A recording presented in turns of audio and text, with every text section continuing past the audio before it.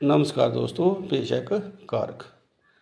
कलकत्ते आली महाकाल का कण कण बसदी माई, सिंह सवारी उसकी प्यारी दिंदी कष्ट मुकाई। मांदे मंदिर मेला लगदा संगतां देन बधाई, दूरा दूरा जतरुन आउंदे चढ़दे कठिन चढ़ाई।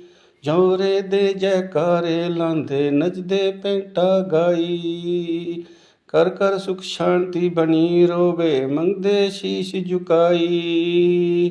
शरधा ने जो भी है आउंदा दर्श दे महामाई, माड़े मुटे दा भेद न कोई सारें दी सुनवाई। कलकत्ते आली महाकाल का कण कण बसदी माई, सिंह सवारी उसकी प्यारी दिंदी कष्ट मुकाई। धन्यवाद।